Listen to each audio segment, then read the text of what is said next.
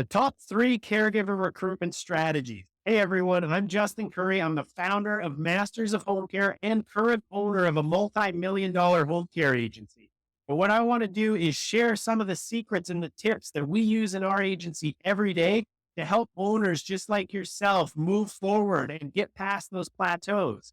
So, number one caregiver recruitment strategy that we use is capturing information. Now, I don't see this taught anywhere else, but we capture all caregiver contact information that come through. We have caregiver contact information from 3 years ago, 4 years ago.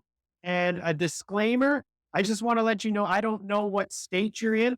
So you have to look at the laws in your state for reach outs. When you have somebody's information, there's different laws in every state on who you can reach out to, how you can reach out to those people. So make sure you understand that before utilizing this strategy.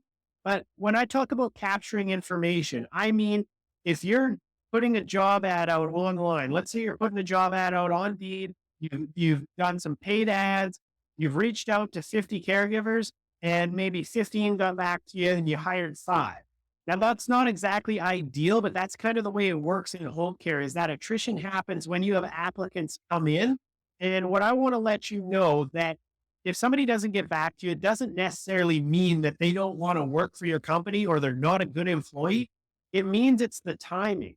So with home care, caregivers, they work for different agencies or they have a part-time job somewhere else. Maybe they work at Walmart or at Target. So it just might not be the right timing. Maybe they just picked up a new client with their other agency after they applied. So they're not available. But the good thing about home care is that that other agency is eventually going to turn over. So even though they're not ready at that time, you want to make sure that you have their information on file so that you can reach out to them. So you should have a coordinated marketing approach and capture that information. You can be sending monthly emails. When you have a new case come up, you can send it out and show them open shifts. Maybe you have a monthly email that shows them all the open shifts that you have.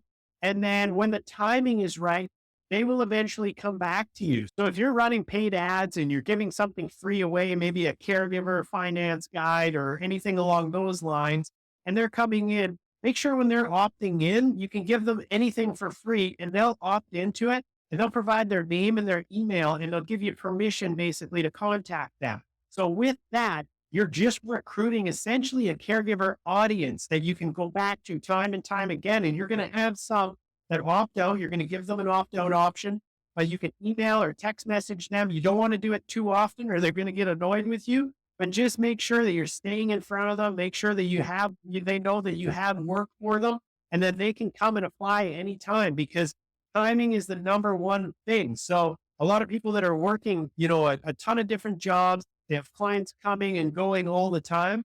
The timing has to be right. So you might get a small percentage of your applicants that the timing's right at that specific time. But when you keep their information and you keep marketing to them, you're going to have, 40, 50% of those that you're going to stay in front of. The timing is eventually going to be right. So make sure you're capturing caregiver information.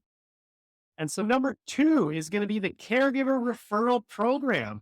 Now, on average, the cost to acquire a caregiver on my CNA jobs is about $587 per caregiver. On Indeed, it's about $367 per caregiver.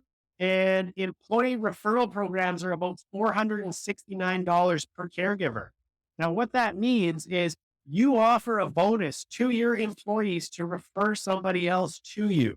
Now, the good thing about this, bad thing first, is that it costs a little bit more. It's not much more than Indeed, but the retention is much higher. And when you're turning over caregivers or turning over clients, you are losing money like crazy.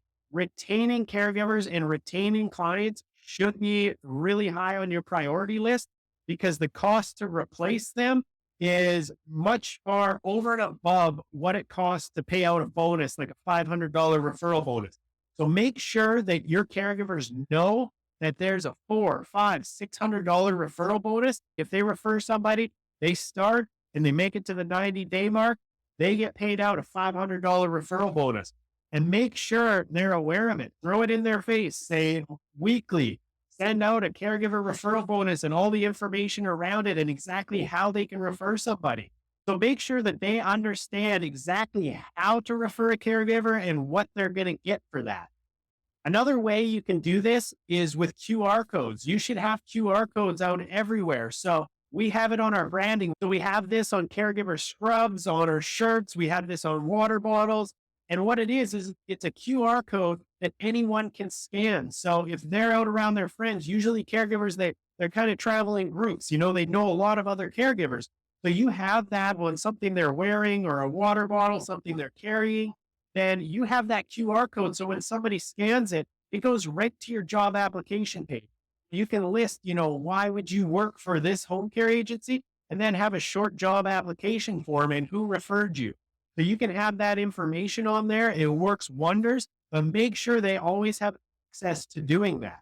And the third and final way is your company culture. Now, you hear a lot of people say this, and it sounds like a bunch of fluff, but it is absolutely important to make sure that they enjoy working there. All your office staff should be cheerily friendly. They should be professional. They should have no attitude. There should not be any headbutting back and forth. You're there to support the caregivers. And obviously, sometimes they just need education, and if they continue to give attitude, maybe they're not the best fit for your company. But as long as you're professional with them and you continually educate them on, the requirements at this position, you will find out which ones are good and which ones that aren't the best fit for your company.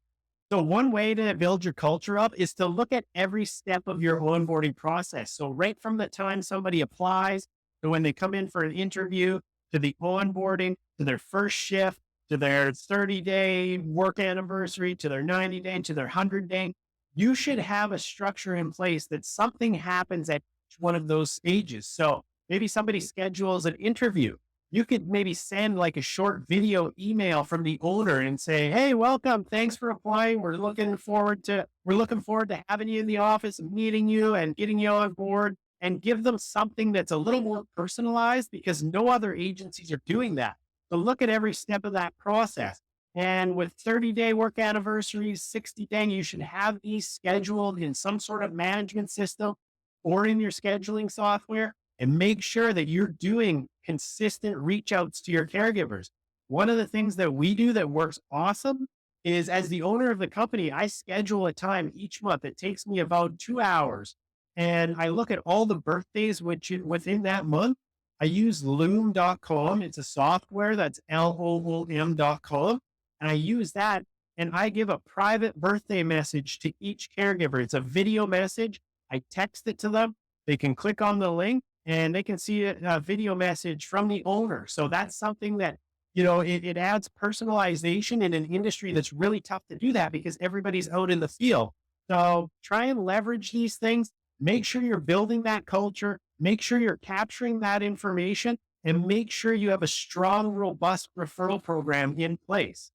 So if you enjoyed watching the video, I have tons more. So go to my channel, subscribe, watch some of the content, and I hope you enjoyed. Thanks.